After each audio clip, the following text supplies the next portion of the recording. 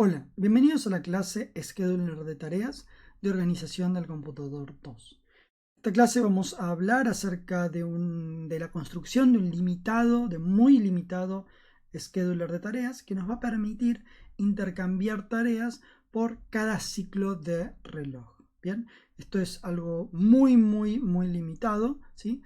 Y solo va a tener esa responsabilidad. Bien, antes de arrancar vamos a ver un poco de definiciones de temas de schedule. Entonces, lo primero que tenemos que entender es que un scheduler va a ser un conjunto de rutinas que nos van a permitir intercambiar tareas. Bien, estas rutinas pueden ser muy complejas o pueden ser sencillas, ¿sí? Más sencillas. En principio, las tareas que vamos a utilizar, el intercambio de tareas que vamos a hacer y el scheduler, nuestro conjunto de rutinas, van a ser lo más sencillo posible, ya que van a ejecutar una tarea tras otra sucesivamente sin hacer ninguna lógica adicional. En la materia vamos a ver, nos vamos a limitar a trabajar con un scheduler tipo Round Robin, que cada tarea va a tener su turno, y la operatoria va a estar regida por la interrupción de reloj. Es decir, cada vez que me llegue una interrupción de reloj, vamos a cambiar de tarea. Bien, ¿cuál va a ser la operatoria en términos generales? Si tenemos 4 tareas, por ejemplo, van a llegar inicialmente a un tic de reloj. Supongamos que estamos ejecutando cualquier otra tarea y que hay un tic de reloj. Y dentro de esta interrupción de reloj vamos a hacer un chanfar a la tarea que queramos ejecutar, a la tarea siguiente a ejecutar. Cuando nuevamente vuelve a llegar un tic de reloj, vamos a consultar cuál es la próxima tarea a ejecutar y vamos a saltar a esta tarea, ¿sí? Y esto lo vamos a hacer así sucesivamente hasta terminar todas las tareas. Una vez que terminamos todas las tareas, volvemos a empezar por la primera tarea y así hasta el infinito, ¿sí? Donde todas las tareas se ejecutan una vez cada tic de reloj y una vez por ciclo entre todas las tareas. ¿Bien? Así que la lógica dentro de la interrupción de reloj va a ser el código necesario para identificar a qué tarea tenemos que saltar y el código necesario para justamente saltar a la tarea. En términos del scheduler, lo que vamos a tener, en términos de las GDT y las TSS, vamos a tener que para cada tarea va a tener su propia entrada de GDT, ¿sí? No importa qué tarea sea, va a tener su propia entrada en la GDT. Y obviamente, asociada a esa entrada de la GDT, va a tener una entrada de TSS. Adicionalmente, va a haber información, ¿sí? Va a haber un arreglo con información configurable de cada tarea. Recuerden que si bien la tarea inicial y la tarea idle no pueden más que correr y no hacer nada más, las tareas que estén asociadas a nuestro scheduler corriendo van a tener el comportamiento regido por la lógica del juego.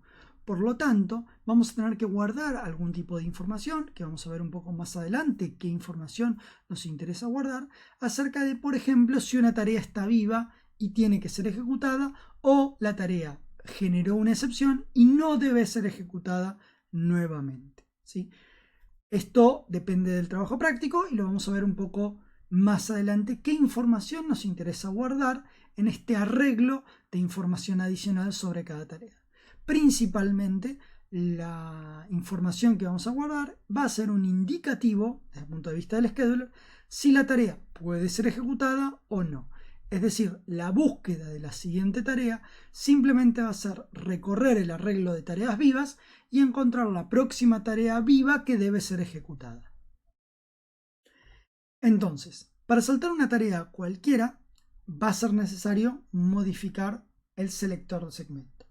Lo que vimos hasta ahora es que podíamos hacer un chanfar a un segmento que nosotros hardcodeemos, que nosotros escribamos en nuestro código. Ahora, esto no lo podemos hacer, esto no es posible hacerlo, ¿sí? Si queremos intercambiarlo, ¿sí? Si queremos modificar a qué selector de segmento queremos saltar. Como no es posible modificar a qué selector de segmento queremos saltar, tenemos que utilizar alguna manera para poder hacerlo. ¿Bien? No tenemos ningún registro que nos guarde un segmento de código, ¿sí? Más allá del CS. Así que no nos queda otra que utilizar memoria. Vamos a ver un poco cómo son las instrucciones para intercambiar tareas, pero por una tarea cualquiera, no por una tarea hardcodeada, ¿sí? Es decir, yo quiero saltar a la tarea que está almacenada en el registro 3, ¿sí? En el registro AX, ¿bien? AX sería, ¿no? Quiero saltar a la tarea almacenada en el registro X. Bueno, si quiero hacer eso, no puedo poner AX 2.0 para hacer el chanfar, ¿bien? Lo tengo que hacer de otra manera. Así que eso es lo que vamos a ver ahora y esto va a ser un paréntesis dentro del tema de scheduling.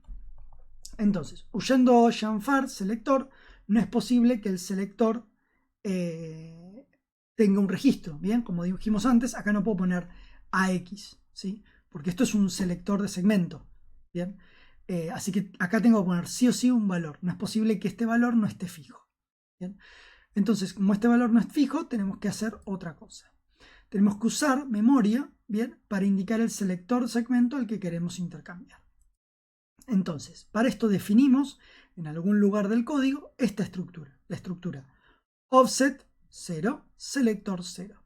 Como pueden ver, esta estructura, esto es básicamente un struct definido en assembler de 48 bits en Little Endian que completan una dirección lógica. Fíjense que la parte menos significativa es el offset y la parte más significativa es el selector en Little Endian.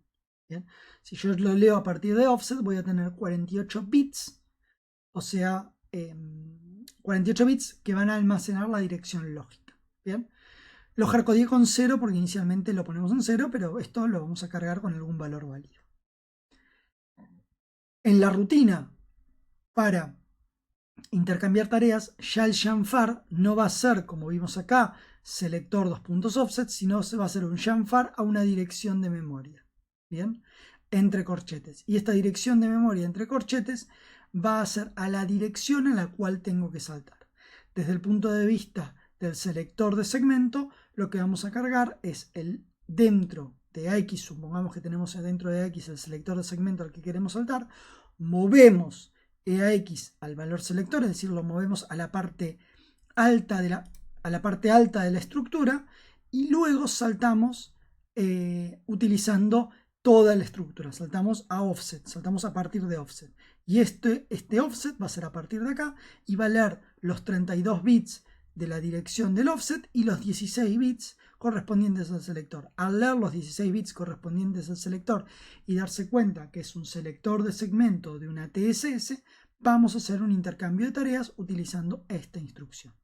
Bien, entonces, volviendo al paréntesis, vamos a ver el punto más importante de esta clase, que es el código de la rutina de atención de interrupciones del reloj. ¿Bien? Este código, así como lo ven, ustedes lo podrían copiar y pegar adentro de su trabajo práctico, ¿sí? Adentro de su TP, codificar la instrucción SCHED_NEXT_TASK para que en cada vez que se llame de la siguiente instrucción, la siguiente tarea que debe ser ejecutada, y esto funcionaría correctamente, ¿sí? Este es código válido para intercambiar tareas. Vamos a entender un poco qué hace este código. Primero, somos un reloj, ¿bien? Así que lo primero que tenemos que decirle es al PIC que atendimos el reloj, ¿bien? El reloj es una interrupción externa, así que le tenemos que decir que fue atendida. Segundo, tenemos que obtener el índice de la próxima instrucción que vamos a ejecutar. Así que, llamando a SCHED_NEXT_TASK, obtenemos el próximo índice de la instrucción que vamos a ejecutar. De la tarea a la que queremos saltar. Luego, esta función podría darnos cualquier cosa. Esta función nos va a dar siempre algo válido, ¿sí? ¿Por qué? Porque se definió así y se codificó de esa manera. Y lo que puede pasar es que nos diga que tenemos que seguir ejecutando la misma tarea que estamos ejecutando. Obviamente, intercambiar una tarea por la misma que se está ejecutando explota, es inválido, es una instrucción que no podemos hacer. Por lo tanto, si el scheduler nos dice continúa ejecutando la misma tarea que estabas ejecutando, lo que tenemos que hacer es simplemente terminar esta rutina de atención de interrupción al reloj y volver a la tarea y seguir ejecutando. Para hacer eso vamos a preguntar vamos a cargar el registro TR en CX, vamos a compararlo con a X, y si llega a ser el mismo, o sea, si el scheduler nos dice saltar la misma tarea, entonces saltamos a fin y no hacemos nada, ¿sí? En caso contrario, si justamente son distintos, lo que vamos a hacer es un intercambio. Y para eso ejecutamos estas dos instrucciones que ya vimos. La primera carga el selector de segmento de la tarea a la que queremos saltar y la segunda hace el intercambio de tareas. Bueno, muy bien.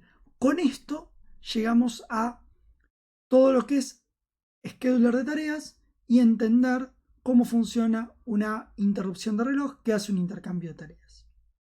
Ahora lo que vamos a ver es uno de los puntos más importantes de esta clase, y acá me voy a detener y lo voy a hacer muy lento porque este punto es súper importante. Bien, a partir de ahora vamos a hacer un seguimiento, ¿sí? Un ejemplo de seguimiento de paso por paso de cómo se está ejecutando el código de interrupciones de reloj, ¿sí? Y qué pasa exactamente en cada paso. Es súper importante que entiendan qué pasa en cada paso de este código, ¿sí? Y dónde están los contextos de ejecución que estamos ejecutando en todo el procesador a partir de este código. Entonces, primero tenemos el código de la rutina de atención de interrupciones de reloj. Es exactamente el mismo código que vimos hace unos minutos. Bien. El SCHED_NEXT_TASK no me importa, pero lo que va a hacer ese SCHED_NEXT_TASK es darme uno a uno los selectores de segmento de las tareas que debo ejecutar. Por ahora el valor del selector de segmento no me importa, lo vamos a llamar tarea 1, tarea 2 y tarea 3. Bien. Estas tareas tienen código, ¿bien? Y que inicialmente su TSS, su contexto de ejecución, sus registros fueron cargados de forma de que todas las tareas apunten al principio. Bien. La rutina de atención de interrupciones de reloj va a empezar a correr cuando caigamos dentro de la rutina de atención de interrupciones de reloj. Marqué en puntos grises cada uno de los tiempos en los que va a caer la rutina de atención de interrupciones de reloj. Estas flechitas en cada color nos van a identificar los contextos de ejecución, los estados de la tarea mientras se está ejecutando. Visto más simplemente, podríamos nombrar a cada uno de estos como el program counter de cada tarea, ¿sí? Entonces, lo que tenemos es el program counter de la tarea 1 está al principio de la tarea 1, program counter de la tarea 2 al principio de la tarea 2 y el program counter de la tarea 3 al principio de la tarea 3. Les recuerdo que voy a explicar toda esta parte muy lenta porque es sumamente importante que entendamos este punto. Entonces, inicialmente tenemos otra flechita, ¿sí? Y estamos justo en el momento en que cayó la rutina de atención de interrupciones del reloj. ¿Qué tarea estamos ejecutando en este momento? No tengo ni idea, ¿sí? Podría ser la idle, podría ser cualquier cosa. Podría ser el kernel, podría ser cualquier cosa. En este punto, ¿bien? Y lo que voy a hacer ahora es intercambiar tareas. Entonces, el program counter está al principio de la rutina de atención de interrupciones de reloj y es justamente lo que me acaba de llegar. El código este de la rutina de atenciones de interrupciones del reloj va a ejecutarse, ¿sí? Por la atención, por la rutina que fue, por la rutina que cayó, ¿sí? Que caímos adentro de la rutina de interrupción del reloj y empezamos a ejecutar el código de la interrupción del reloj. Esto obviamente está en nivel 0, ¿sí? Este código se va a ejecutar justamente hasta dónde? Se va a ejecutar hasta la próxima instrucción al chanfar, ¿sí? ¿Por qué? Porque vamos a ejecutar el chanfar y ahí vamos a hacer el intercambio de tareas, ¿sí? Este intercambio de tareas va a saltar a la tarea 1. Es decir, el program counter de la tarea que estaba ejecutando y fue interrumpida por la atención de interrupciones del reloj quedó justo después del chanfar. Y ahora, el contexto de ejecución que está encendido, que está en el procesador en este instante, es el de la tarea 1. ¿Sí? ¿Por qué? Porque les dije que el SCHED_NEXT_TASK me va a dar tarea 1, tarea 2, tarea 3, tarea 1, tarea 2, tarea 3 y así sucesivamente. Así que la próxima instrucción que se va a ejecutar va a ser el comienzo de la tarea 1. Así que vamos a estar acá, en este lugar. ¿Bien? Y vamos a ejecutar la tarea 1. ¿Hasta dónde vamos a ejecutar la tarea 1? Hasta que lleguemos a la interrupción de reloj. ¿Qué ejecutamos en la tarea 1? No tengo ni idea. Acá se está ejecutando código, ¿sí? Pero de manera independiente a la tarea, de manera atómica, de manera transparente, va a caer la interrupción y nos va a desalojar. Y nos va a empezar a ejecutar, ¿qué cosa? La interrupción de reloj. ¿Sí? Entonces, cuando ejecutemos la interrupción de reloj, ¿vamos a hacer la flechita marroncita de vuelta? No, vamos a hacer la flechita amarilla. ¿Por qué? Porque seguimos siendo la tarea 1. Solo se cambió algunos datos de nuestro contexto, pero seguimos siendo la tarea 1. Así que vamos a seguir siendo la tarea 1. Vamos a caer acá adentro y vamos a ejecutar toda la rutina de atención de interrupción de reloj hasta llegar a este punto, ¿sí? En el cual hacemos el chanfar. Ahora, el contexto que fue guardado y se intercambió, que estaba ejecutando y se intercambió con la tarea 1, fue el 2. El contexto de la tarea 2 está acá, y ese no se modificó. Pero el contexto de la tarea 1 ahora está dentro de la rutina de interrupciones de reloj. La próxima instrucción que vayamos a ejecutar cuando ejecutemos la tarea 1 va a ser la interrupción de reloj. Va a ser este cachito que nos queda de la interrupción de reloj. Bien, sigamos con la tarea 2. La tarea 2 va a ejecutar ¿hasta dónde? Hasta que caiga la interrupción de reloj. Cuando caiga la interrupción de reloj va a pasar lo mismo. Va a correr la interrupción de reloj. Y va a ser desalojada la tarea, y va a quedar justamente después del chanfar, y alojada la tarea 3. La tarea 3 va de nuevo a continuar su ejecución, ¿sí? Hasta caer en una interrupción de reloj, ¿sí? Noten que los tiempos o las instrucciones que ejecutó cada tarea son distintas. No sé qué están ejecutando. Podrían acá estar ejecutando un bucle infinito, no sé qué están ejecutando. ¿Bien? Pero lo que sí sé es que una vez que la tarea cae adentro de la interrupción de reloj, va a ser ese mismo contexto de tarea 3 ejecutando dentro de la interrupción de reloj. Como yo había dicho, las tareas que se están ejecutando son la tarea 1, la tarea 2 y la tarea 3. Una vez que se ejecute la tarea 3, la próxima a ejecutar de vuelta va a ser la tarea 1. Así que la próxima tarea que vamos a aprender va a ser la tarea 1. Y cuando aprendamos la tarea 1, nosotros veníamos con esta flechita, ahora pasamos esta flechita y ahora se va a aprender la tarea 1. O sea, se va a aprender esta flechita. Es decir, la próxima instrucción que va a ejecutar la tarea 1 cuando la aprendamos va a ser la interrupción de reloj. Y va a volver a la tarea, o sea, va a volver a nivel 3, es decir, va a volver a ejecutar este código de la tarea después del IRET. ¿Sí? Así que la tarea va a ejecutar hasta acá. Bien. Va a ser el IRET. ¿Sí? Va a ser este cachito, va a ser el IRET. El IRET va a volver a ejecutar la tarea y la tarea va a seguir ejecutando hasta este punto, hasta que caiga de vuelta la interrupción de reloj. Y cuando caiga de vuelta en la interrupción de reloj, la tarea va a entrar de vuelta en la interrupción de reloj, va a ejecutar ese cachito en la interrupción de reloj y va a ser desalojada de vuelta justo después del chanfar. ¿Para qué? Para alojar a la próxima tarea. ¿Y la próxima tarea? ¿Dónde estaba la próxima tarea? Bueno, la próxima tarea estaba en el mismo lugar, estaba dentro de la interrupción de reloj. Así que va a continuar su ejecución dentro de la interrupción de reloj, va a continuar ejecutando código de la tarea hasta que caiga la interrupción de reloj nuevamente. ¿Sí? Cuando caiga esta interrupción de reloj nuevamente, va a ejecutar este cachito que te falta de código de la interrupción de reloj y va a ser desalojada nuevamente por la tarea 3. La tarea 3 de nuevo va a continuar su ejecución desde la rutina del reloj, ¿sí? O sea, va a continuar este cachito de ejecución, va a hacer el IRET y va a continuar ejecutando la tarea. ¿Bien?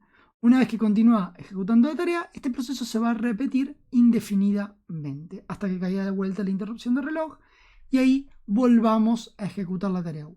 Es decir, volvamos a repetir este caso amarillo. Fíjense cosas importantes. Primero, una vez que la tarea es desalojada adentro de la interrupción de reloj. Es decir, todos los contextos de ejecución que alguna vez fueron desalojados terminan adentro de la interrupción de reloj. Segundo, las tareas, la primera vez que ejecutan en limpio, ejecutan desde el principio de la tarea. Pero la siguiente vez que empiezan a ejecutar, ejecutan desde donde fueron desalojadas. ¿Dónde es eso? No tengo ni idea dónde fueron desalojadas, pero seguro quedaron adentro de la interrupción de reloj. ¿Bien? O adentro de alguna interrupción que haga un intercambio de tareas. Vamos a ver un poco de observaciones. El contexto de ejecución siempre es el mismo hasta que es desalojado. O sea, siempre somos un color hasta que nos desaloje. ¿Bien? Eso está dado por el CR3, ¿sí? Por la memoria, por la manera en que estamos viendo la memoria. Después, las tareas desalojadas siempre quedan en la siguiente instrucción al jump far, ¿sí? Siempre están paradas ahí, siempre están en la siguiente instrucción. Por eso las flechitas estaban todas en el mismo lugar. Después, el procesador siempre está en algún contexto de ejecución. El procesador no puede estar ejecutando nada, siempre está en algún contexto. Por eso al principio de todo teníamos el marroncito ese. ¿Qué es el marroncito ese? No sé cuál es.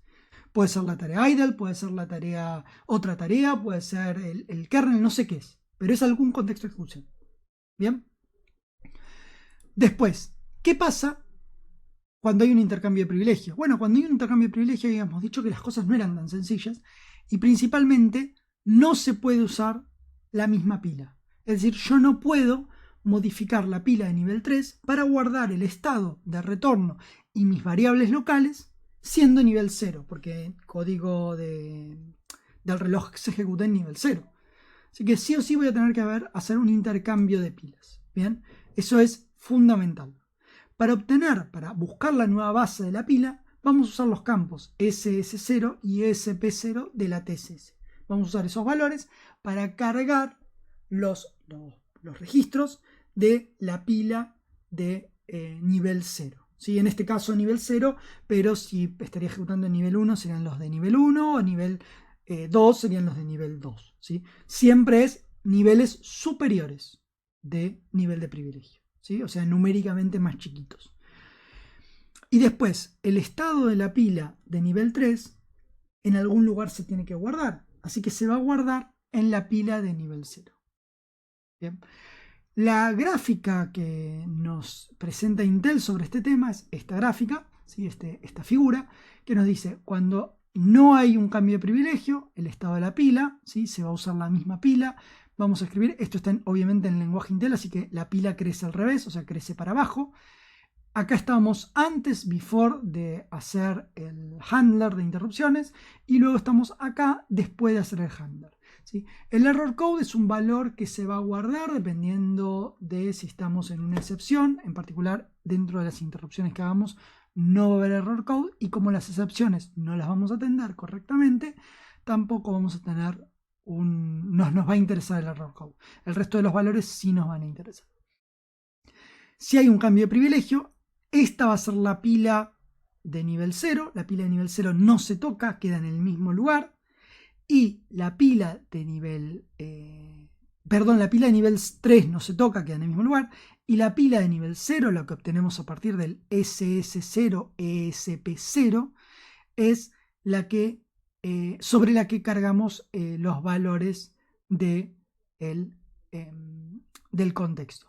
Primero vamos a guardar, fíjense que es el mismo orden, solo que aparecen dos cosas nuevas, que son la dirección lógica de la pila de nivel 3, ¿sí? O sea, este valor, ¿bien? El valor donde estamos en la pila de nivel 3, y después todos los mismos valores que van a ser obviamente los flags y CS y EIP, es decir, el valor de retorno, ¿sí?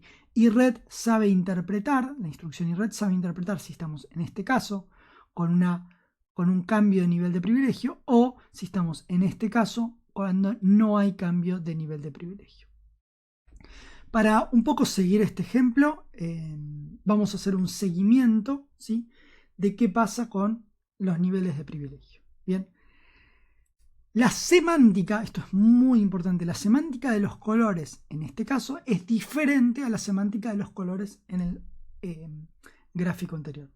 Ahora lo que estamos representando con los colores no son contextos de ejecución, sino son niveles de privilegio.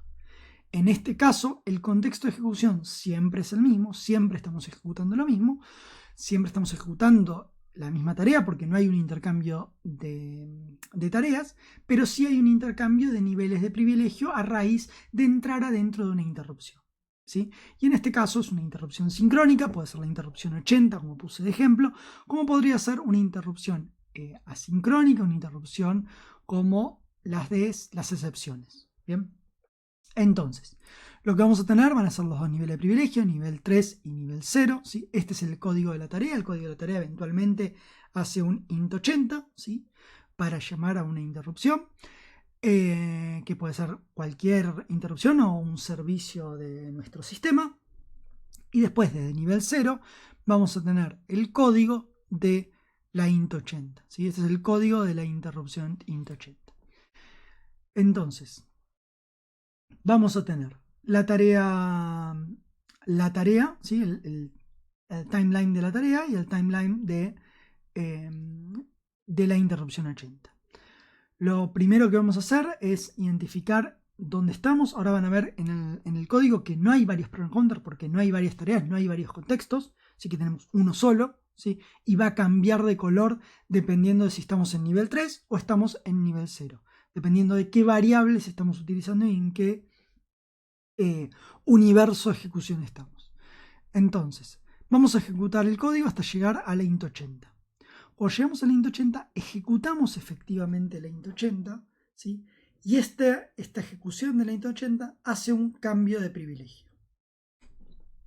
Entonces, acá veníamos ejecutando en nivel 3, ¿sí? Y acá vamos a ejecutar en nivel 0. Así que lo primero que vamos a hacer es hacer un intercambio de las pilas. La pila que tenemos acá va a ser la pila de nivel 3, dada por los valores, muy importante, los valores actuales en este instante de SS y SP, ¿sí? Que van a estar apuntando a la pila de nivel 3. ¿Bien? Cuando pasamos a nivel 0, cuando se ejecuta esta instrucción, se construye la nueva pila, porque se hace un intercambio de nivel de privilegio. ¿De dónde se saca esta pila? Del SS0 y el ESP0. Esa va a ser la base de la pila. ¿Sí? Y estos dos valores se cargan dentro del SS y el ESP, actuales, los registros de verdad. ¿Sí? ¿Qué vamos a guardar acá? Vamos a guardar la dirección lógica de retorno y la dirección lógica de la pila de nivel 3. Es decir, estos valores, este ESP y este SS, van a ser exactamente estos valores. ¿Bien? Como notaron, el program counter siguió ejecutando y ahora está parado en la próxima instrucción, porque justamente ejecutó la int80. Ahora, ¿a dónde va a saltar el program counter? Bueno, va a saltar a donde diga la tarea que hay que saltar, porque no solo se cambia la pila, esto estamos observando temas de la pila, sino también se cambia el CS y el EIP. ¿Sí? Y el EIP justamente está en la int80, donde empieza la int80. A partir de ahí empieza a ejecutar la int80. Ahora el CS es de nivel 0 y el SS es de nivel 0, porque estamos utilizando este SS, el SS de nivel 0. Y esto va a seguir ejecutando hasta que lleguemos a la IRED. Cuando lleguemos a IRED, se va a ejecutar el IRED y se va a cargar la pila, ¿sí? Y se va a restaurar la pila y se va a restaurar el program counter, es decir, el program counter va a estar desde donde habíamos quedado ejecutando y va a continuar la ejecución desde ese punto. Esto obviamente de vuelta en nivel de privilegio 3 para el código, para el segmento de código y segmento de pila. Esta manera de intercambiar tareas y identificar que van a existir dos pilas que van a tener información de la tarea es muy importante. De esta figura nos vamos a llevar que durante el tiempo que estuvimos ejecutando la tarea en verde estuvimos utilizando la pila de nivel 3. Cuando ejecutamos durante el código que ejecutamos el código de la rutina de atención a interrupciones, estuvimos utilizando la pila de nivel 0. Y esta pila de nivel 0 no es una pila cualquiera, sino es la pila asociada a SS0 y ESP0. Estos valores los sacamos de la TSS. ¿Bien? ¿Cómo sacamos estos valores? Bueno, ahora vamos a ver cómo sacamos estos valores. La TSS, ¿sí? Es esta TSS, y justamente acá tenemos las pilas de cada uno de los niveles de privilegios superiores al 3. Obviamente, si somos nivel 2, estas dos pilas no se van a guardar. Si somos nivel 1, estas dos pilas no se van a guardar. Y si somos nivel 0, estas dos pilas, ninguna pila de nivel 0 se va a guardar porque justamente ya somos nivel 0. ¿Sí? En el contexto del TP, vamos a utilizar solo intercambio entre nivel 3 y nivel 0. Así que tanto las pilas de nivel 2 como de nivel 1 no las tenemos que utilizar. Muy importante que siempre que hay un cambio de privilegio, va a haber un cambio de pila, necesariamente. no puede haber un cambio de privilegio si no hay un cambio de pila. Después, el cambio de privilegio, ¿sí?, implica modificar el SS y el ESP por el nivel de privilegio que corresponda. Bien, el resto de los segmentos de datos me refiero, no se van a modificar. Obviamente el de código sí, porque estamos saltando a un segmento de código. Del trabajo práctico. Ahora vamos a repasar un poco qué puntos nos vamos a llevar para terminar de construir el trabajo práctico. Todo lo que vimos hasta ahora es general para la materia. Ahora vamos a enfocarnos de lleno a los puntos a completar del trabajo práctico. Primero vamos a hablar un poco de la data que vamos a tener que guardar para cada una de las rutinas, para poder ejecutar cada una de las rutinas del trabajo práctico. Primero, la posición de cada tarea, ¿sí? Vamos a tener que guardar la posición de cada tarea. Vamos a tener que guardar la posición de cada portal, de dónde está cada portal. Vamos a tener que guardar de alguna manera el tipo de tarea. Esto, recuerden que se modifica a través de la syscall imRic, que me permite identificar qué tipo de tarea soy, si soy Cronenberg o algún RIC. Obviamente vamos a tener que tener un contador, un vector que nos diga cuáles son las tareas que están vivas, ¿sí? Obviamente, si recuerden que si moría algún Morty o moría algún Rick, el juego terminaba, eso era parte del juego, es un if que habría que agregar cuando se completa este arreglo de tareas vivas, es decir, cuando se va a matar una tarea por una excepción. Después vamos a tener un contador de tareas vivas de cada Rick, es decir, para identificar esto que son los puntos o el contador de puntos, ¿sí?, que son las tareas vivas que dijeron imRic de cada uno de los jugadores, ¿no?, de cada uno de los Ricks.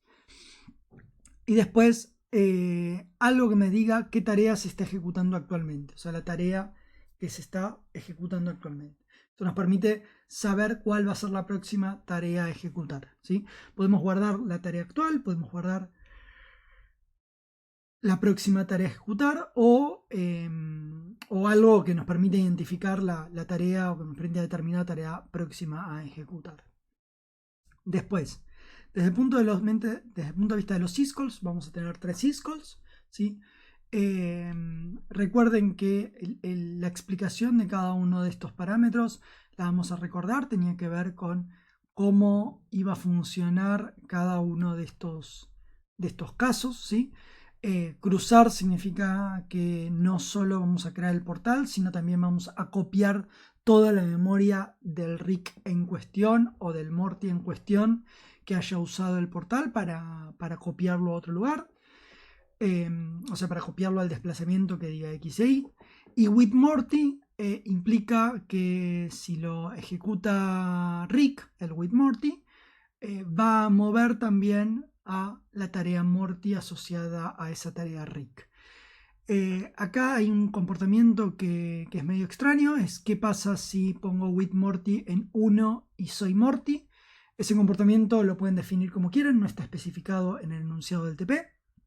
En principio, la implementación de la cátedra lo que hace es ignorar el with Morty si ejecuta un Morty, básicamente, solamente eso.